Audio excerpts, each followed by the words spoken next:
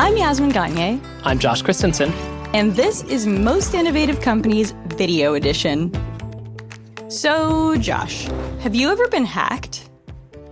I have not been hacked, luckily. Although I do secretly kind of love when people's social medias get hacked and it just starts like spewing links to crypto sites all over the place. I have never been hacked, though, on that front. Have you? No, I mean, I've received the Nigerian prince emails, but I have never fallen for them. I do love them, though. Strong will. Very strong wills. I think the Tasty UK Instagram account got hacked recently. Did you see this? They started advertising the Trump meme coin. That's so funny. Department store Marks and Spencer's in the UK. I couldn't order maternity clothes because of the hack. And so truly you were the real victim here. Exactly. Thank you for acknowledging that. Okay, well, clearly Yaz and I don't care about internet security as much as we should, but there is one company that we're featuring today that does. 15-year-old internet security company Cloudflare stock is at a whopping $196.67 at the time of recording. To stay innovative, the company has continued to incorporate new technologies, most recently AI, into its products. Now, to learn more about the business, David Salazar interviewed co-founder, president, and co-chair of the board of directors, Michelle Zatlyn, about how the company has evolved and the future of cybersecurity. He also dug into controversial topics, like the company's work during the outbreak of the Russia-Ukraine war, as well as its decision to stop providing services to sites like 8chan and the Daily Stormer. As a reminder, this is an extended cut of this interview that you can see exclusively on Fast Company's YouTube page. But the Most Innovative Companies podcast has an audio version with other segments and other content that you can hear on any of your podcast apps: Apple Podcasts, Pocket Cast, Spotify, Amazon Music for some reason, anywhere that puts podcasts out into the world, you can subscribe to MIC. And also, while you're here, subscribe to Fast Company's YouTube page if you haven't done so already. And now, David's interview with Michelle Zatlyn. You're COO and co-founder of Cloudflare, and you started this business in about 2009 with some co-founders. Can you tell us a bit about what Cloudflare does and how the idea came to be, and what you saw missing in internet security that led you to start it? Yeah, definitely. Well, so Cloudflare is turning 15 years old this year. So we're about to turn 15. I always think birthday celebrations are a good time for reflection. And so Cloudflare's mission is to help build a better internet. And what does that mean is we really build infrastructure that helps provide cybersecurity protection, performance, and reliability to businesses online. And as the internet becomes the lifeblood of all of the economy, turns out these things are really important. And so we help our customers who are businesses make sure that they are protected from online cyber attacks, that everything is fast and speedy, and that they can scale in this modern world as we navigate all the different trends. And so it's been an amazing journey. I started with two business partners. The three co-founders started, Matthew, Lee, and myself. Lee is sick. He left many years ago, but Matthew and I are still here running the business. And so to start something and see it grow into this 15-year-old, soon-to-be 15-year-old teenager is quite the experience, David. And today we have about 4,400 people around the world who show up every day, I would say obsessed over helping make the internet better.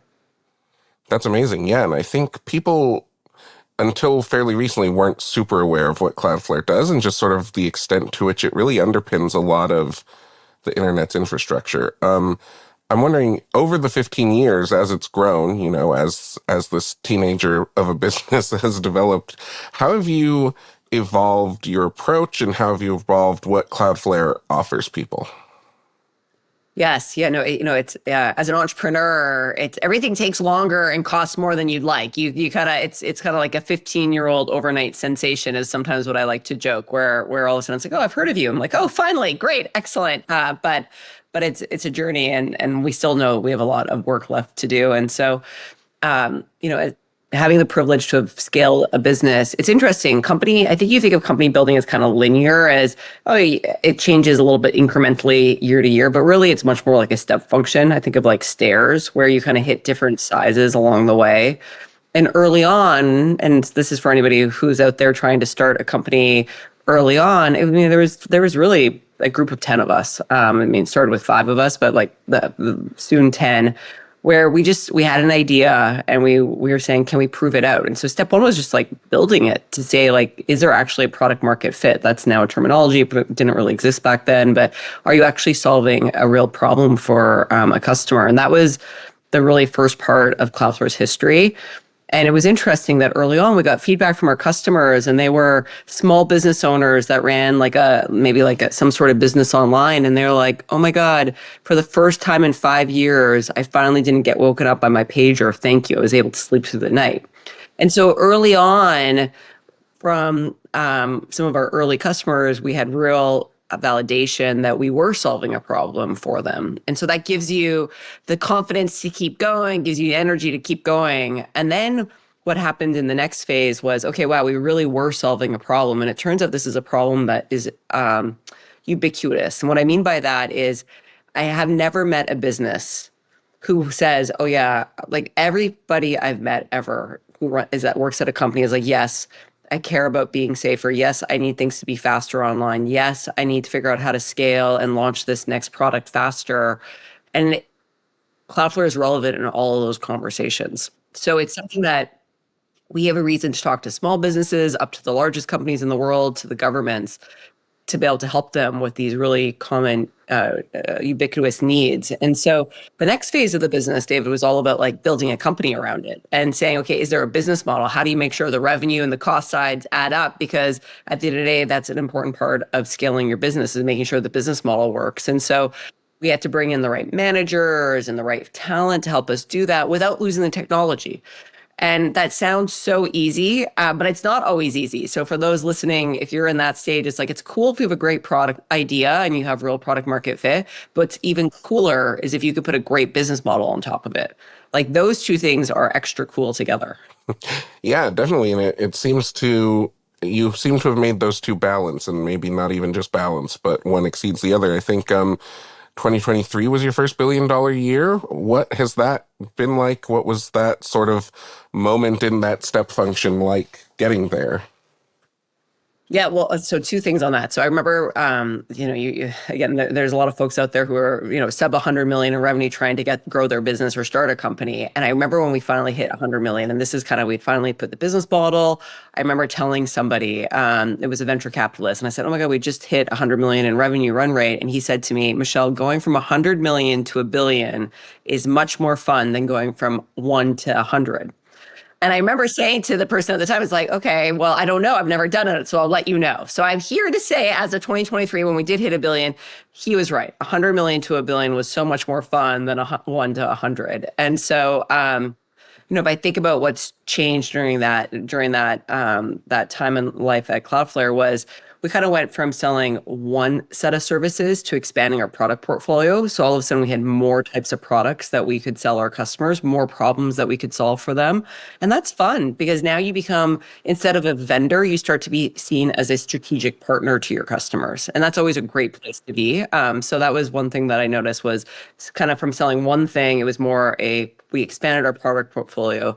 The second thing that really happened was, we went from really selling mostly in the United States to being a much more global company. And so now today, when we hit $1 billion revenue, half of our revenue came from outside of the United States. And that comes back to what I said just a moment ago, where if you're a business in Germany, you also care about cybersecurity and being fast. Like, these are things that you also care about. And if you're a business in Australia, and it could be a small business or a big business. And so it turns out that going global was an important part to get to $1 billion in revenue. And so we really, that was the other part of it. And then the third was just continue to do business with all sizes of businesses. We started with small businesses, and then we went to kind of medium-sized businesses, and then to get to $1 billion in revenue, now we've really started to work with larger and larger, the largest organizations around the world and governments.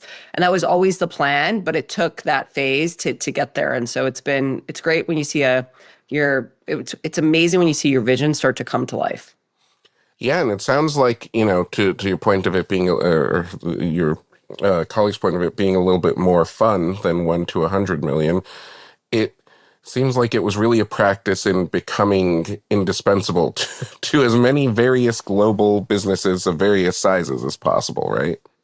Well, right, and it was more about this thing of it. It makes sense. It's if you build this global network, the way that we help, it's pretty cool. So yesterday we stopped 247 billion with a B cyber attacks on behalf of our customers, which is like a big number. Like that's amazing. It's like just like wow.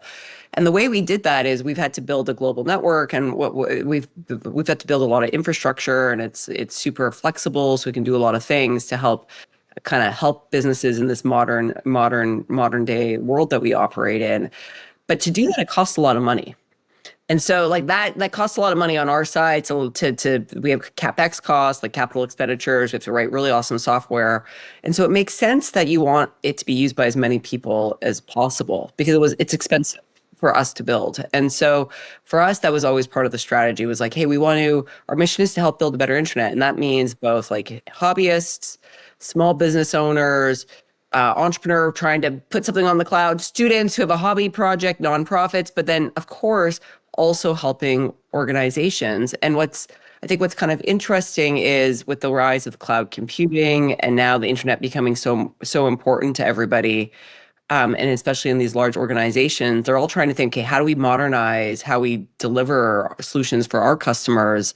And again, we have 15 years under our belt refining our products. So when the large organizations come and use it, they're like, wow, this is really good. And so it's always been part of the strategy. And again, it's pretty cool to see it all come together.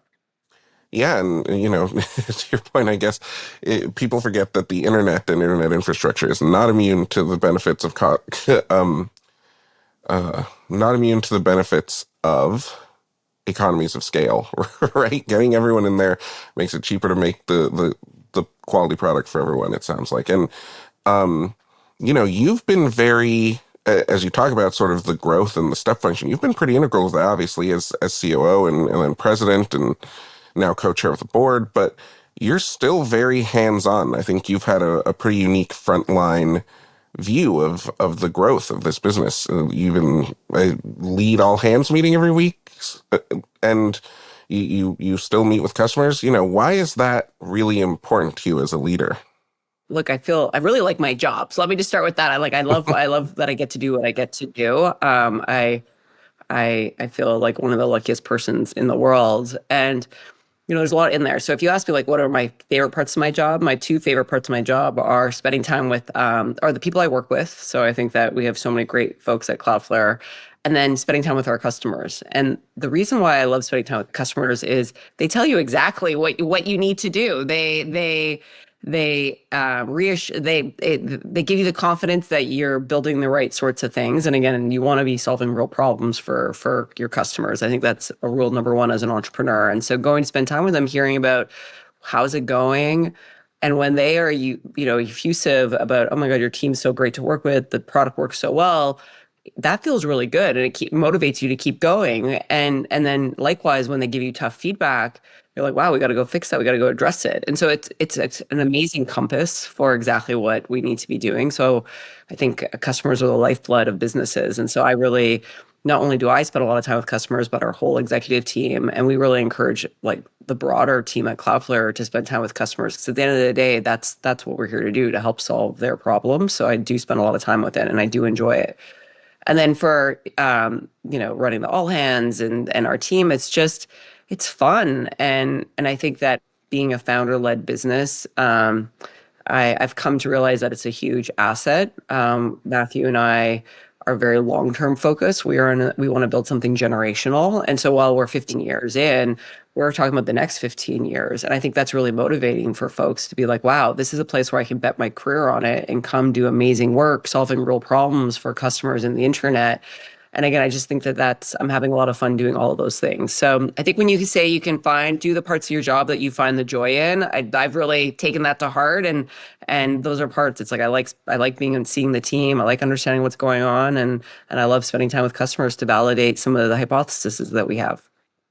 Absolutely. Yeah. And it sort of sounds like that approach is just sort of, it helps keep a general issue, I think, as companies grow and as founders turn into leaders and sort of come, have a wider view on a larger organization, they tend to become insulated both from the customers and from the employees. And so, it sounds like that face time with both is really critical to you. Can you talk a bit about that and other sort of qualities that you think are useful when scaling a tech company? What you just mentioned reminded me of a story, maybe to help highlight what you just mentioned. I remember this. I mean, we were several hundred people. We weren't 100 million in revenue. I'd call it, 50, 60, 70 million in revenue. And we were scaling and it was exciting. And I remember hiring someone, and they had come from another great tech company. And I remember they came in and they said something to me saying, "Wow, it's so refreshing that you and Matthew still come to work."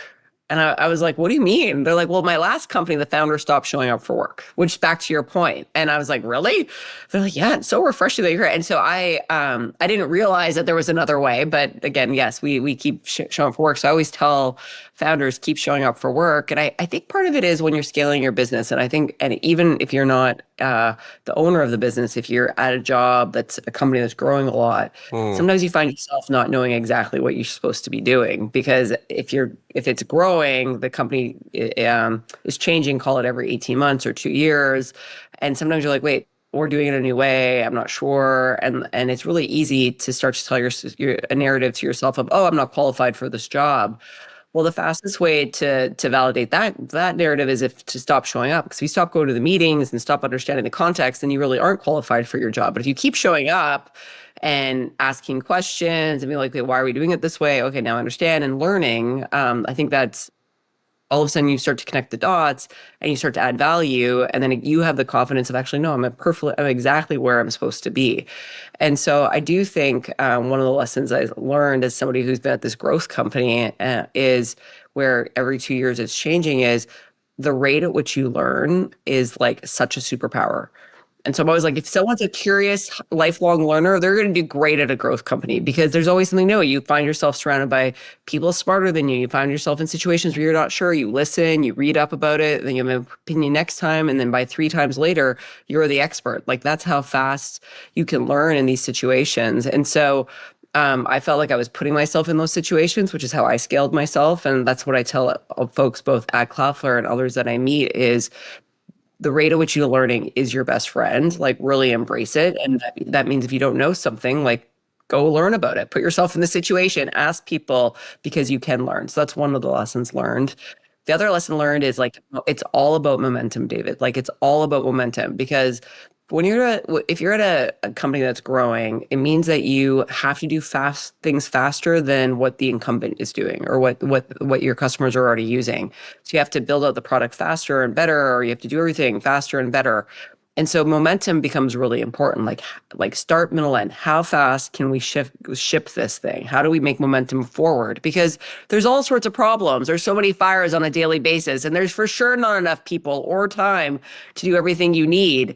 And so this idea of like, okay, fine, well, yes, there's all these things we haven't gone to yet, but this one, it's out there and it's well received, awesome, and it gives you this again, the energy you need to keep going. And so I do think momentum is incredibly important. So what are you getting done? Getting stuff done, momentum, and as a founder of the business, like we had to start everything from scratch. So we definitely had this DNA to be able to get stuff done. Matthew, Lee, and I, we made for all the first 100 people at Cloudflare, you just can't work in an early stage startup without that. But what was interesting as we started to scale, we brought in folks who had worked at more kind of established companies. Some people don't have that skill. They really like to talk about things, or when they encounter a hiccup, they aren't sure what to do, or they aren't sure, they don't have the grit or they aren't sure how to navigate, like go ask for help or whatnot, and so they get stuck. And so I have learned that getting stuff done is a skill. And so that's been a big lesson learned. And so now we incorporate it in our interview process. And it's kind of like your first couple weeks at Cloudflare, what have you shipped? And ship might be update the wiki page, the internal wiki page, to make it better for internal use. But that counts. You've left Cloudflare in a better place. And so what are some quick projects that you can ship in your first couple weeks to get you in the flow of habit of getting stuff done? So definitely would say, like, the rate of which you learn, getting stuff done, And then the third one I'll just say is there's such a big difference between impossible and hard. And I think that, with this podcast, the most innovative companies, it's interesting because sometimes when you're doing something innovative, you might be dangling on the line of, is it just really hard or is it impossible? And I think sometimes people mistakenly say, oh, that's impossible, when what they really should be saying is, wow, that'd be amazing if you could figure that out, but that's going to be hard to figure out. And those are different things. And so, but if something's impossible, you shouldn't spend time on it because that's just wasted energy. So I think that that's been the other lesson I've learned. Because I remember early on with Cloudflare, we met with some really smart people. Like they said, hey, that's never going to work.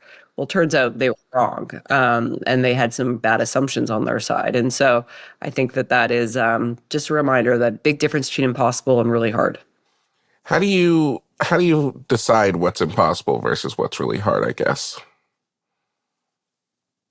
Yeah, and I guess, sometimes you don't know. And so in that case, it was like we weren't sure, but we said, well, we're gonna go test it out. And we had to build the technology, like a prototype, to get it working, and we got a live beta working. And so it was going back to first principles and trying to get it to pieces. And I think that that's how you can create some really innovations and breakthroughs. And so that's how we approached it. It worked really well. And anytime we encountered a problem that was very hard, I find that like really smart people love to talk about hard problems. They want to engage. You want to discuss. And so, and sometimes that was within the walls of Cloudflare, but in other times we had to reach out beyond the walls of Cloudflare and go find others of saying, and it was interesting, whereas I literally, this is what it's like as an early stage founder doing something innovative. We were in this one meeting where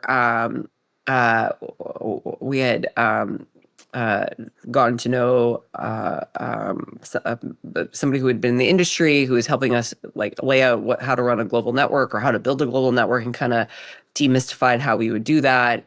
And the next meeting and that conversation happened. I was like, this is never going to work. And I was like, well, I just talked to somebody who just has spent the last 10 years of his career. He kind of said, hey, if I were you, how would I approach it? Mm-hmm. He thought it was worth trying. And so sometimes you got to make sure you're asking the right person. And just be like, and again, it's hard to predict the future, and humans, even really smart humans, are also wrong. And so you have to take the good parts of it, but then move forward. And again, for us, it was trying to break it down and prove it out.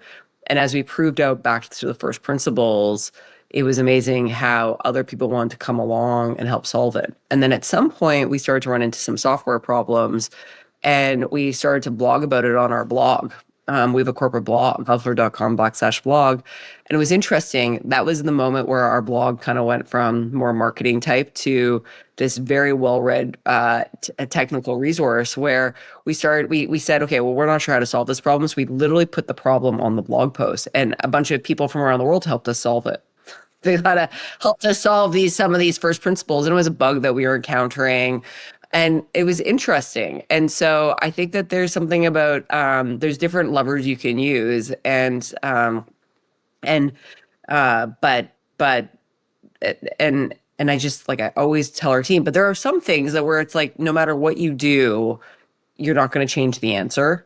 And so those are ones where we always encourage our team, like, well, let's not spend any more time on it. Like, let's go spend our time on other things, because there's so many other things to spend time on. And so you also have to know when to accept, okay, this probably isn't possible right now, or maybe it'll be possible in the future, or there's nothing we can change to make that work. Let's go do it. Let's go find another way. And so you kind of also have to be able to walk away once in a while. So that's kind of some tools in the toolkit that might be helpful.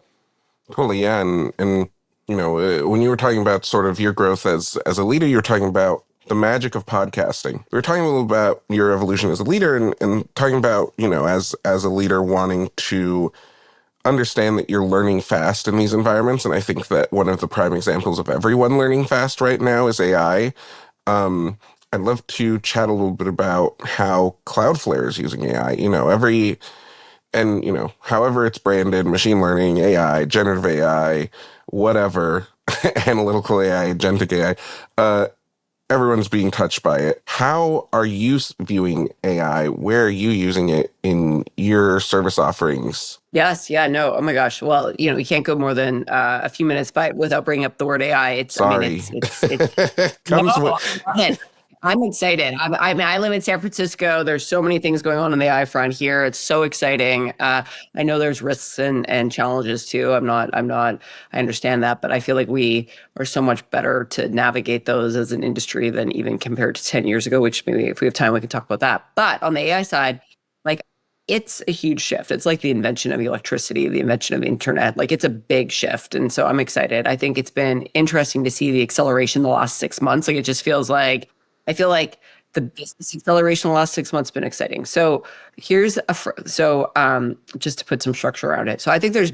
three big pillars when it comes to AI, when it comes to Cloudflare. So the first one applies to every business out there. So the first pillar that applies to every business is, okay, how are you using AI internally to be more productive so that you can find some dollars within the business to go reinvest elsewhere? And that's something that every company is doing. And there's some that are really ahead of the pack. There's some of the medium of the pack. There's some that are, being really cautious.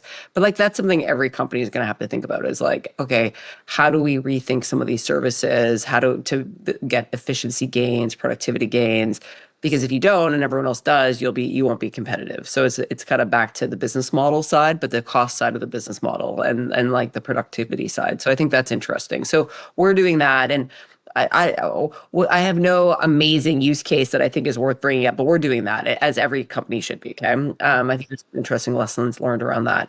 The second bucket is what if you're a founder or a senior leader or you sit on someone's board, you should be asking yourself, or if you're a public, or if you invest in companies, I guess is the other one, is okay, AI, is it a tailwind for this company that you work at or you want to invest in, or is it a headwind?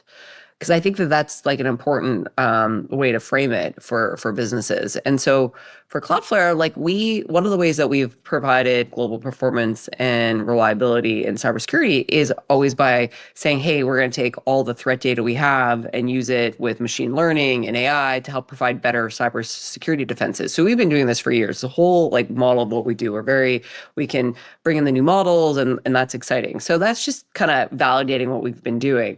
But as AI has come on this theme, we've kind of said, okay, what other products can we bring to market to help our customers? And so one that is very exciting is like the AI Gateway, where customers want to understand, okay, I want my employees internally at my company to be able to use AI, but I don't want any of the data to leak. I don't want any sensitive information. I don't want any proprietary information from the company to leave. That actually falls under the cybersecurity umbrella. It's the same. They don't want employees stealing information. They don't want to be leaking their employees' information externally. It's kind of called data loss prevention, is that whole field. So we launched a service that helps companies understand if sensitive data is leaving through their AI models, helps them say if Gemini is the service that's approved internally to use. If an employee goes to write ChatGPT in the URL, it redirects it to Gemini, for example. So we already expanded our offerings. And so our product managers are excited to say, okay, it's in the vein of what we're already doing, but it's helping our businesses faster. And so for us, if you ask me, is AI a tailwind or a headwind for our business? I'm like, absolutely 100% a tailwind, because it proves that what we're already doing, we're well positioned to help fight all the things that are coming, help protect our customers. But at the meantime, we can expand our product category to be current. So I think that's good. The third category I think is super interesting, and this is one where I can't wait to see what people build. And back to this most innovative companies, it's going to be interesting to see which companies show up on your lists and your podcast going forward. David, is now with like the rise of agents and like the new developer platforms and how all of this stuff. What's interesting is companies are saying, "Whoa, we want to build something." And how we've built the things from the past, we're willing to start like do it a new way. And there, Cloudflare is really well positioned. So on top of doing cybersecurity and reliability and performance, we actually run a whole developer platform at the same around the edge of the internet. And we've built all the primitives to have agents out of the box. So now our customers can start to like play and deploy an agent, and it integrates with open AIs and all these different LLM models like within seconds. And so you can just think about all the amazing entrepreneurs or all the dev teams within these companies who are starting to play with this developer platform that didn't exist Like that just they didn't even need 4 years ago. Like it's just so current and new, and you can deploy it and it's instantly scalable. The security is already baked in by default. You don't have to add that in at all after the fact. And so that I'm super excited about. So we're watching really closely all the startup founders who are starting building cool stuff, the big companies that are building cool stuff, because I think some really innovative ideas are going to come out of there that will benefit consumers and societies and economies. And I'm excited to see what we create, what our customers create. Totally, yeah. And I think, from our perspective, as journalists sort of following all these trends, there's definitely sort of a dichotomy between the companies that have said, all right, well, guess AI is the thing now. We're going to sort of redo our whole thing to be around AI, versus companies like what you just described, which is where can we deploy this smartly, quickly, easily in a way that we're already doing some of these things. We can use AI to boost it, and it's a value add for everyone. Yeah, well, and I think this comes back to why I like to spend time with customers is, are you solving a real problem? And it's a really good place when you're solving problems for your customers, and either ones they have today or the ones they're about to have tomorrow. And if you're a trusted partner and you're trying to do the right thing, that's like just a really good place to be. And I think that's I think we have a long track record of that. So you're talking about, building this sort of, becoming integral to customers and getting face time with customers and building that pipeline. But, part of that is sort of Cloudflare's freemium model, right? You're still operating under a freemium model. Why do that? You've got size, you've got scale now. What is the benefit of having this free tier that brings people in?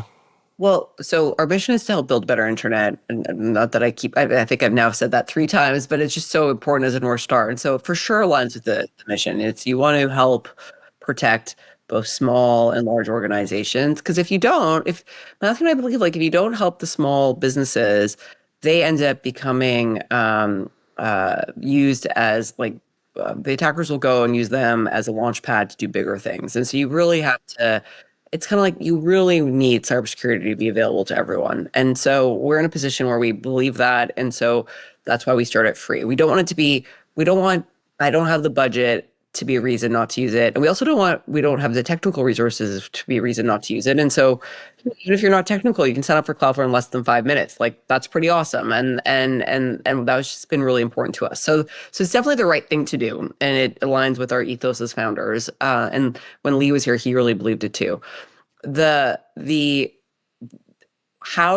But we're a business. So how do we continue to do it? And so there's actually 6 really good business reasons why we serve everyone on top of it being the right thing to do. And so just to give you a sense, one of the ways that we were able to stop 247 billion cyber attacks yesterday was because all the threat intel that we have. And what's interesting is when you service the free customers who are on our free plan, you get like students with projects in different parts of the world, or you get bloggers from Malaysia. You have these small businesses. Actually, there's some like our IRS of some small countries, are maybe more on our low tier plans. But anyhow, so it's like these hobbyists, individualists.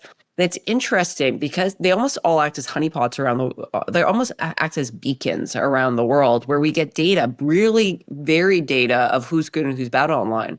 And so by the time the attacker comes and tries to do something against a brand name company, our system has been learning about it for months or quarters. And so it's very effective.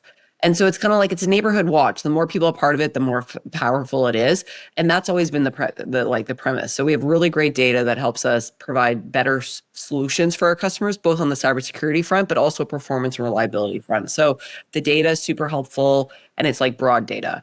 The other one is, it's interesting. It's some of those people end up working for us, like the technical recruiting. And so if we only started at a price tag of $100,000 or more, a lot of the developers wouldn't be able to afford to use that. They'd only get to know us through their businesses. But the fact that we kind of opened up the market, we have developers using it in their high schools, college projects, the little hobby things that they do on the side, because technologists are hobbyists, and then they end up wanting to come work at Cloudflare. And we get amazing technical talent who then want to go build these products for our customers in the internet, which is amazing.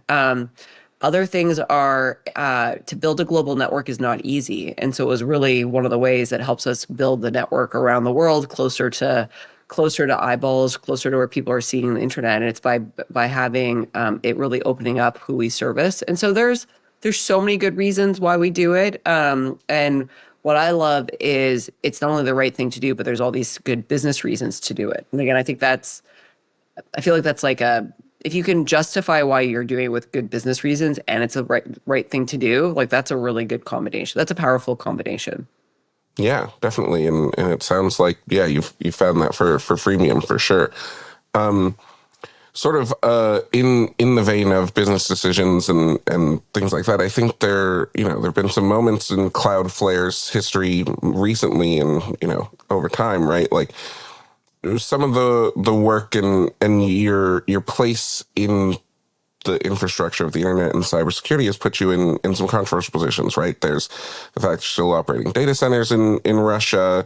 There's also sort of your decision not to provide services to places like 8chan and the Daily Stormer. Where do you see Cloudflare sitting in all this, right? Like there's a business decision there. There's a does it make sense decision there. What's your thing around where your role in, I guess, in a sense, moderating the internet, but also just who you're working with? Yeah, no, thank you so much for the question. It's so interesting because like 5 years ago, there's no way you would have asked me this question, or 6 years ago, and 10 years ago, definitely nobody wanted to talk about this. So it's interesting, actually, which I actually think is a positive. I actually think we as an industry have moved so much. And I think it's tied back to the internet is the lifeblood of society and the economy. It's not going away.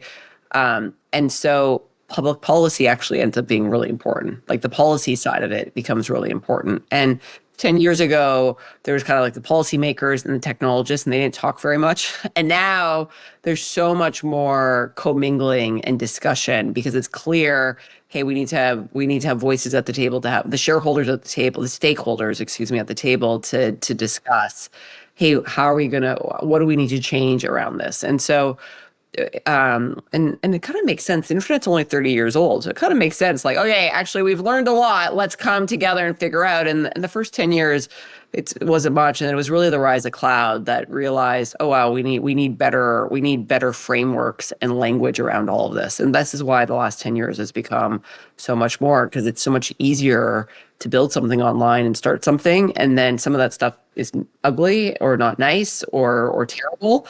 And it's kind of unsavory, and it's brought up all of these kind of topics. And so that's just like, I think, some context. So now, like, more context. So I think that there's a framework here too, which is kind of new. Again, this didn't really exist 8 years ago. There's a framework of, okay, what's the user doing online? The ultimate responsibility is what the user is doing. They go and do it into some sort of platform. And so typically it's like, where are they writing something that's inappropriate? Like, this is in the bad side, the kind of unsavory side. Like, where's the platform? There's the infrastructure providers, which is where Cloudflare definitely sits on the infrastructure side. And then there's the access providers. And so even understanding there's different tiers to where do you sit in the ecosystem? Like, that seems so. I just kind of said it in such an easy, like, it took me 60 seconds to say that, but like that didn't exist 8 years ago. So this kind of user, the platforms, which a lot of people point to the social media communities, online communities. Then there's the infrastructure providers and there's access. So Cloudflare is in the infrastructure side. And so we're kind of abstracted from the users. There's definitely things in between us and the users. And so every tier has a role and responsibility to play. And ultimately it relies on the user and what they're doing online. And then the platforms have a responsibility to say, what are the norms? What are we accepting? And if something falls outside of the law or what's acceptable, it's on them to deal with it. Okay. And I think this is kind of well now agreed upon. There's tricky parts of things that are like truly gross and just like grotesque, but not against the law. And the platforms don't want to deal with it. And so then what should happen? And so we as the infrastructure provider, like, you don't want the infrastructure and the access providers dealing with this, because if we make a decision you don't like, there's like no recourse. Like, you're not our customer. It's like we have like it's just not. It's so abstracted. It's an infrastructure service that we're providing, and so we believe in infrastructure service providers really following the rule of law in the countries they govern, things going through due diligence, being thoughtful, and because that's the only way you can trust your infrastructure provider. You don't want them making jerk decisions because of how they feel one day. And I think that makes sense. And it's back to, look, even if something's grotesque and you disagree with it, and the person that runs the platform won't take it offline, do we really want to get it offline by a cyber attack? Like that kind of feels, that's equally grotesque. Like that's what people are asking for. Remove the cyber security so I can go to launch an attack against it and get it offline. Like that's not the right way to deal with it in a civil society. And so it's back to things that follow due process, following the rule of law, and every player depending where you are, you have different sets of roles and responsibilities. And I actually think that framework is going to work really well for this next 10 years. I actually think that framework will work really well. We've learned a lot as an industry, and I actually think it's great that we're talking about it on things like podcasts and news, because it's something that people have to understand. And well, then what people say is, well, if it's so grotesque, like, why do we allow it? Well, if it's so obvious, figure out a way to pass the law to change it. And it turns out people realize, well, actually, that's not so easy. It's easy to pass a law, but it's easy to pass a law that doesn't damage all the good stuff that often comes off on the other side. And that's the tricky part. So these things are complicated. And what I always tell people is like, look, I love that Cloudflare has a seat at the table. I think we have the best public policy team in the industry. We care. We are so thoughtful. We will engage. We will make unpopular choices, which sometimes people cheer us on for making unpopular choices, tough choices, because they're like, wow, you're standing up for us. And other times they're like, wait, you're making a tough choice, but I don't like I'm mad that you're standing up. And that's what I think.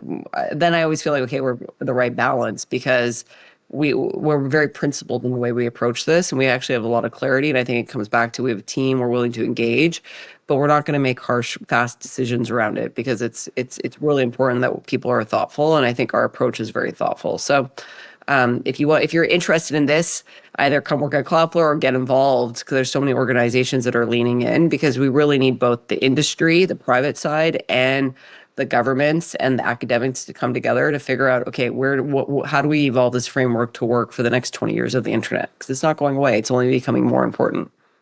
Yeah, definitely. And I guess to the point of, as you've built a global audience, there are various laws and rules you're then accountable to, right? I mean, I think it's the story of Twitter in Germany versus Twitter in the US, and the difficult, the differences there that exist, and having to, not just think about one market, but think globally as you've grown, right? Oh, well, so what's interesting is now that as the internet's become so important, these countries are passing different laws, and as they should, it's tied to their society. But now as a business, you have to abide by those. And we operate in we have points of presence in 120 countries around the world. And so our job is to say to our customers, again, the businesses, both small businesses and large businesses, hey, look, if you're going into Germany or the UK or Australia, Cloudflare can help you comply with the local laws, because we are already doing this for all of our other customers. And this is back to one of the reasons why having a lot of customers use our service makes sense, because that's an expensive problem to solve. Making sure that you're complying with laws in the UK and Germany, and again, every country is passing them. You need one provider versus one for each market. Like, that's just not going to scale. And so it's like Cloudflare does the work, but then all of these businesses around the world can benefit from it, because there's lots of businesses that are trying to go into Germany and the UK and need to be compliant, and we can help them meet those requirements. And so it's so, I feel like all these really interesting, tricky, relevant topics, Cloudflare has like something to say about it, which is back to why I think I have the best job in the world. To bring up another hot button issue, hot topic right now, which is sort of representation in tech, in the executive world, and generally the workplace. Right now you're one of few female founders running a tech company of this size, and that was true 15 years ago. It's still true now. Where do you see business being able to better encourage more women, more underrepresented groups to work in tech and aspire to leadership roles? And what do you make of the sort of weird cultural moment we're in, where that seems like a bad thing to a lot of people?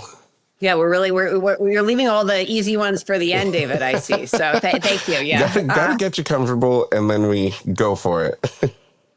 got it. Okay, now I know that actually makes sense. Now that you say that, obviously you should do that way. So yeah, I mean, look, I am. I'm very busy with my day job, I would say, operating what I do at Cloudflare. So I'm pretty focused on it from that perspective, which I think is a unique perspective because I am, a leader who happens to be a woman running this large organization in a pretty technical company in a technical industry. And so a couple of things that I like to say. So if the more diverse teams are a better place to work and drive better business results. Like all the research shows that. And it makes 100% sense to me. And diverse, gender is one type of diversity. There's obviously lots of other types of diversity too, underrepresented minorities and whatnot. And Matthew Lee and I have always believed that. And again, we were lucky we had a founder that was a woman. But if you fast forward today, like 34% of people at Cloudflare are women. And I think that's great. And we have equal number of women in leadership roles. So kind of like senior directors and above. And what's interesting is when you if you can see women in leadership roles, it turns out more women want to come. They're like, oh wow, you actually have women in leadership. My last company had none. And so you have to start somewhere. And I do think having some women in leadership help. And then it helps just people see it's possible to have a career here, and and by seeing that there's others ahead. So I think that is true, and that's what has been true at Cloudflare. And it doesn't mean it's always easy, but it is helpful. And so that's something just that I think for others that could be an interesting way of if you really are serious about it, well, you got to figure out you have to start with a couple. And I think more senior is better than junior because the junior people want to see senior people that are succeeding. So there's that. The second thing that's super interesting, and again, this is not rocket science, but it was kind of, I was embarrassed when someone said it to me. I was like, actually, that's true. So my job at Cloudflare, I'm always recruiting, always be recruiting, and always be closing. Like as a founder, you're always doing those things. I'm always about trying to close in our next customer. I'm always trying to recruit the next person. And it's just a big part of my life. I spend a lot of time doing both. And so it's interesting. I know a lot of people, so I often say, "Hey, David, you're in the space. We're looking for a great, I don't know, writer. Who do you know? Is there anyone in your network? You come." And I for many years every time I met somebody, I'd be like, "Who are some of the best people in your network that I should consider talking to come work at Cloudflare?" I was always recruiting. And if you just leave it like that, you get mostly men referrals. If you want women or underrepresented minorities, whatever the diversity of what you want is, if you just add by saying, and by the way, we're really looking for more women to join Cloudflare. If you know any great women, I'd love those referrals too. Guess what? You get more women referral names. And it's not, and it's just, it is. And so it's these small things that can add up to big things. And again, these are not going to solve the whole industry. I have no illusion around that. But I do think those are actionable things that for folks who are frustrated by it, if you are in a position where you can hire, or you're in a position where you can hire at a company, if you are a hiring manager at your company, those little things do make a difference. And I think if we all do those little things, we can start to kind of help change some of the narrative. And the last thing I say is look, there's so many amazing women in technology. I a lot are at Cloudflare. I know so many. There's so many. There's thousands and thousands and thousands of amazing women. But there are more men. There are definitely more men than women. And so it's these things where it's okay. I think it's one of the reasons why I try and do a little bit of speaking and do these sorts of things. Because if we show up, it's oh, it is possible, and you are doing well. And I think that's important. And so I think that there are so many great women. We need more. It's a great industry to join. It's becoming more important to our lives, not less important to people's lives. And if you are a woman in the industry and you end up at a company where you're not treated well, you should vote with your talents and go somewhere else, because not all companies are created equally.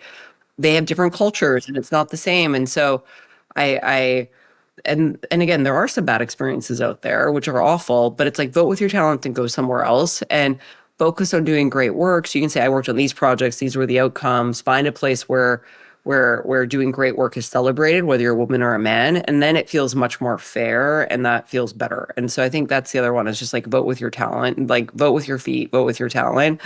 I think that's an important too. Like you do have choice. Yeah, and that's what's so fascinating to me when people talk about, oh, well, we don't do DEI, we're not woke or whatever. Like, fine, okay, do you, but look at your workforce in 2 or 3 years, and if it is a strange and toxic place to work, I don't know how much of that is, self-inflicted. Feels like an unforced error.